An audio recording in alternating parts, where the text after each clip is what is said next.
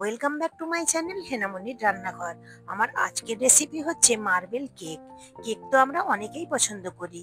দোকান থেকে কেনা কেক ময়দা তেল ব্যবহার হয়ে থাকে, কিন্তু হেলদি কেক কিভাবে তৈরি করবেন, তাহলে আমার এই রেসিপির ফুল ভিডিও আপনাদের দেখতে হবে এবং খুব সহজেই তৈরি করে নিতে পারবেন।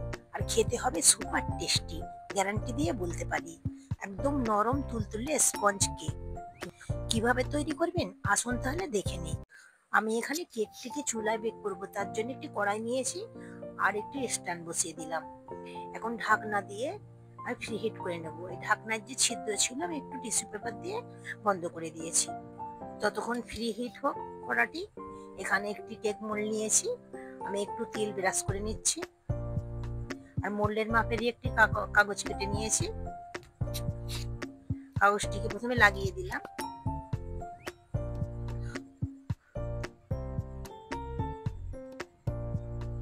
আবার উপর দিয়ে একটু তেল দিয়ে নিচ্ছি। উপরে দিয়েও আমি একইভাবে তেল ব্রাশ করে নেব। ভিডিওটি যদি ভালো লেগে থাকে লাইক কমেন্ট শেয়ার করতে ভুলবেন না। আমার চ্যানেলে নতুন হয়ে থাকলে প্লিজ আমার চ্যানেলটিকে সাবস্ক্রাইব করে দেবেন। আমি সাইডের মাপেরও এইভাবে কাগজ কেটে নিয়েছি। আপনারা দেখে নিশ্চয়ই বুঝতে পারছেন কিভাবে কাগজ কেটেছি। আপনারা বাটার পেপারও ব্যবহার করতে পারেন। এখানে একটি মিক্সিং বোল নিয়ে নিলাম, নিয়ে নিচ্ছি 4টি ডিম।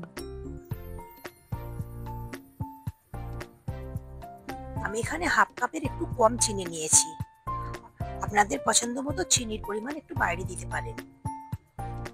এখন আমি একটু হ্যান্ড উইস্কের সাহায্যে আমি ভালোভাবে মিশিয়ে নিচ্ছি। চিনিটা গলে যাওয়া পর্যন্ত আমি মিশিয়ে নেব। এখানে নিয়ে নিয়েছি হাফ কাপের একটু কম গলানো বাটার। আপনারা বাটারের পরিবর্তে তেলও দিতে পারেন। আর 1 চিমটি মতো লবণ দিয়েছি, আবারও একটু মিশিয়ে নিচ্ছি। এখানে হাফ কাপ ফুল ফ্যাট দুধ নিয়েছি। দুধটা আগে থেকে জাল করে ঠান্ডা করে নিয়েছি, সেই দুধটা দিয়ে দিলাম, আবারও মিশিয়ে নিয়েছি। এখানে 1 টেবিল চামচ দিয়ে দিচ্ছি লেবুর রস। এখন আমি শুকনো উপকরণগুলো চেলে নেব, তার জন্য একটি স্ট্রেনার বসিয়ে দিয়েছি। দিয়ে দিলাম 1 কাপ চালের আটা। চালের আটার পরিবর্তে আপনারা গমের আটা কিংবা ময়দাও ব্যবহার করতে পারেন। 1 টেবিল চামচ দিয়েছি বেকিং পাউডার এবং হাফ টেবিল চামচের একটু কম দিয়েছি বেকিং সোডা। এখানে আমি 2 টেবিল চামচ ভর্তি ভর্তি করে গুঁড়া দুধ দিয়েছি। সবকিছু ভালোভাবে আমি চেলে নিচ্ছি। চেলে নেওয়া হয়ে গিয়েছে, এখন আমি সমস্ত উপকরণ ভালোভাবে মিশিয়ে নেব। তার জন্য আমি একটি হুইস্ক ব্যবহার করছি, আপনারা চামচের সাহায্যেও মিশিয়ে নিতে পারেন।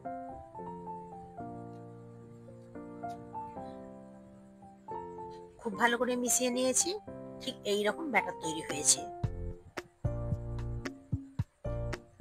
এখন দিয়ে দিচ্ছি কয়েক ফোঁটা ভ্যানিলা এসেন্স, আবারও একটু মিশিয়ে নেব।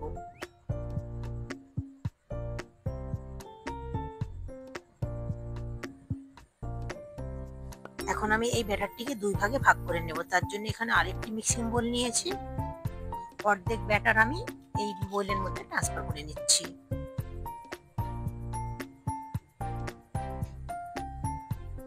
এই ব্যাটারের মধ্যে আমি 2 চামচ ভর্তি ভর্তি করে কোকো পাউডার দিয়ে দিচ্ছি।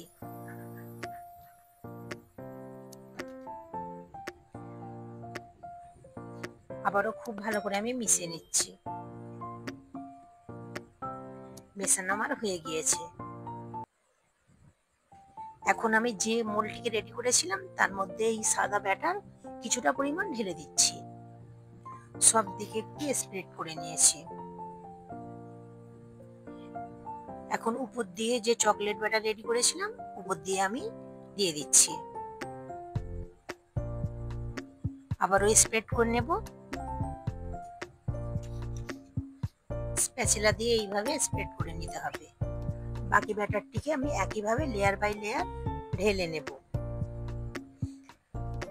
নিশ্চয়ই স্ক্রিনে দেখে বুঝতে পারছেন যে আমি কিভাবে তৈরি করছি। এখন আমি একটু ট্যাপ করে নিচ্ছি। আমি এখানে একটি ছুরি নিয়েছি, আমি এইভাবে একটু দাগ টেনে নিচ্ছি। সব জায়গায় এইভাবে একটু দাগ টেনে নিতে হবে।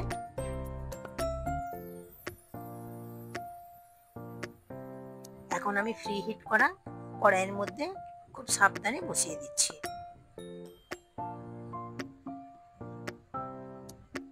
এবং আমি 40 থেকে 45 মিনিট বেক হওয়ার জন্য রেখে দিয়েছি।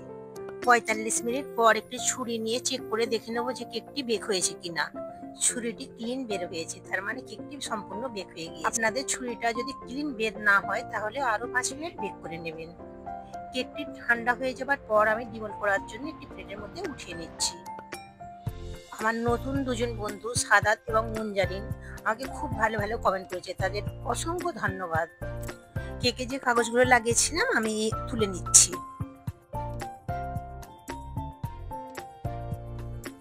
কেকের নিচের দিকটা একদম পুড়ে যায়নি, সুন্দর একটা কালার এসছে। আমি আবারও উল্টে নিলাম। আপনাদের কাছে যদি চৌকো কোনো মোল্ড থাকে সেই চৌকো মোল্ডেও আপনারা কেকটি বেক করে নিতে পারেন। আমার কাছে গোল মোল্ড ছিল, তার জন্য গোল মোল্ডে আমি কেকটি বেক করেছি। কেকটি একদম নরম তুলতুলে স্পঞ্জি হবে। হেলদি কেক আমি চালের আটা দিয়ে তৈরি করেছি, আপনারা সুজি কিংবা গমের আটা দিয়েও তৈরি করতে পারেন। এখন আমি আপনাদের কেটে দেখাচ্ছি ভিতরটা কেমন হয়েছে। স্মুথ ভাবে কেটে যাচ্ছে।